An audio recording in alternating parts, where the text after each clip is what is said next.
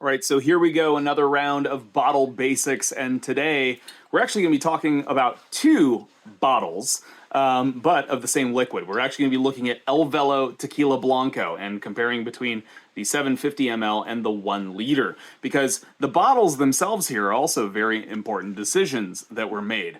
But let's get into the details on the label first. So as we dive into the label proper, obviously you have the name ElVelo. ElVelo translates to the veil, roughly, and it is referring to the veil of lava and ash that would have come out from the tequila volcano that created essentially the soil substrate that allowed the blue agave to thrive in this region. So the veil is very much referring to this particular soil content and how special and unique it is. Now, this is because ElVelo is not only 100% puro de agave, which means it is 100% fermentable sugars from agave that's being used in the distillate itself. 100% puro de agave, but it is entirely sourced and traditionally produced from the volcanic rich soil of the Tequila Valley. Now, this was part of a 3-year project of determining who, as a distillery, could help us source a consistent, large enough source for blue agave in the valley in particular. That terroir, that flavor profile, which tends to be a little bit more mineral, a little bit of pepper forward, and a little bit of kind of grassy characteristics.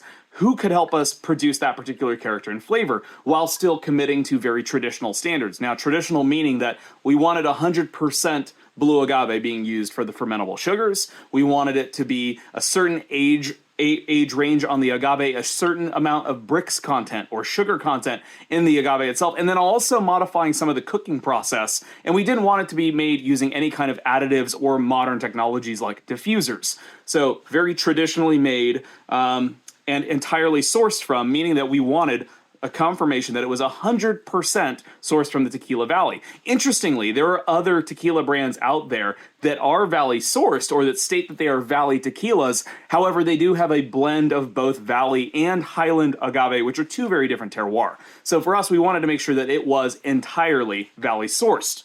Now, if you see this bottle, this is the 750 ml bottle, so 750 milliliter. Other keynotes, obviously, it is a Blanco tequila. Now, fun fact, Blanco can technically be aged up to about 2 months and still called Blanco. So a Blanco, a Silver, a Plata, those tequilas could be aged and still retain a bit of color and still yet be called a Silver or a Blanco. This is a Blanco in the most traditional sense in that it is entirely unaged. It does not touch oak. It does sit in stainless steel for about 72 some hours. That's neither here nor there, but important to note. So this is a traditional Blanco in that sense. The proof is denoted at 89 or 44.5% ABV. That is the result of a number of blind tastings that happened between both American and Mexican bartenders, as well as experts, distillers, and blenders, sommeliers, spirits tasting experts, tasting at multiple different proof points to determine where was the flavor best, not only neat, but most importantly, in cocktail. So if we are going to shake up a margarita or a paloma or something else, what was the particular proof point where the tequila actually shined best in the cocktail? And it was actually a unanimous result in one of the blind tastings in Mexico that 44.5% or 89 proof was the preference in 5 different cocktail formats. And to get any kind of a unanimous result in a blind tasting is already a pretty wow moment. So for it to be unanimous in 5 different cocktails was pretty astounding. That's why ElVelo is bottled at 89 proof. Now, ironically, the reason I said we're going to talk about 2 different bottle sizes here, the 750 ml and the 1 liter, is that for the longest time, ElVelo was only available in the 1 liter bottle. And the reason being was that this was really developed with craft cocktail bartenders in mind.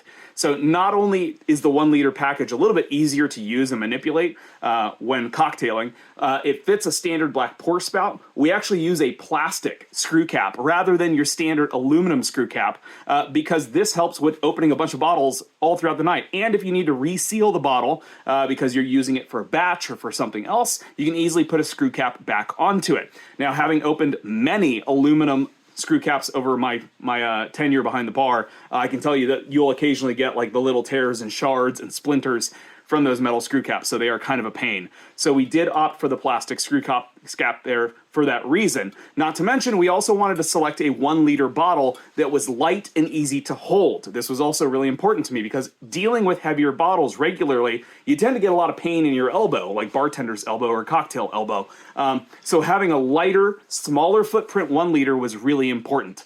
Not to mention, it actually happens to be a less expensive glass that's used in this, which means that we can actually focus more on the quality of liquid, of tequila in the bottle, and the price is more focused on making sure we are getting good quality agave, and it is being produced in a traditional method, not just a nice package. So I often joke, while the 750 is a beautiful package, I think this is a stunning package. I also love all the attention to detail on it.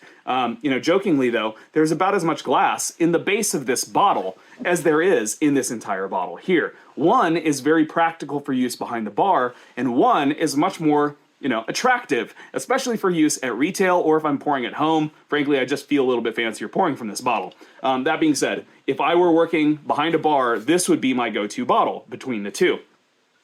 Okay, so that's a lot of the kind of background and details there. Let's keep going because the back label has even more detail. And this is where we really wanted to be as forthcoming about a lot of the process as possible. In fact, if you find one of our tech sheets or sell sheets through the Altamar Brands website, you can find the second page actually details through almost every nuance of the production process because we wanted to be, again, as transparent and open about it as we possibly could be. So, on the back label, you can see the little icon here for ElVelo, which is the EVL, and it says the veil. Again, playing back into the idea of it being the Tequila Valley covered by this veil of lava and ash, right? So that's where a lot of that kind of character, that terroir, was developed. Moving along, it says ElVelo means the veil, gives the history there. Traditional process, defining what that means. Here it is mature valley agaves, minimum 6 years of age, minimum 21% bricks content. So mature valley agaves are slow cooked in steam ovens, wild fermented, twice distilled in pot stills, proofed with mineral-rich spring water, no additives. Meaning that there are no abocantes, there's no flavoring, there is no kind of softener, and a lot of people don't understand that even though something says 100% puro de agave, that currently you could allow up to 1% of additives in there as well, which those abocantes could add things like agave character and flavor, vanillin for sweetness, smoothness, glycerin also for kind of sweetness, and altering not just the palate, but also the aroma. And then we go into the tasting notes, which are very arbitrary. Those are my own tasting notes, and ElVelo Blanco is fresh and bright with notes of lemongrass, soft minerality, cooked agave, hints of cinnamon, orange peel, and cocoa. Finishes clean. It's a nice, dry, kind of bright finish. Also important, master distiller Carlos Hernandez. Carlos Hernandez Ramos is the second generation of his family to be the master distiller at La Cofradia, and it was hugely important to us that we were allowed to put his name on the bottle because we want to respect the ingenuity that he brought to this process. Also very important on any bottle of tequila, NOM and the NOM number and CRT. The NOM number correlates to the business entity that is producing the tequila. More often than not, people associate this to being a distillery. Here, NOM 1137 is La Cofradia. And La Cofradia does have several tequilas out there that some people have more critical opinions about.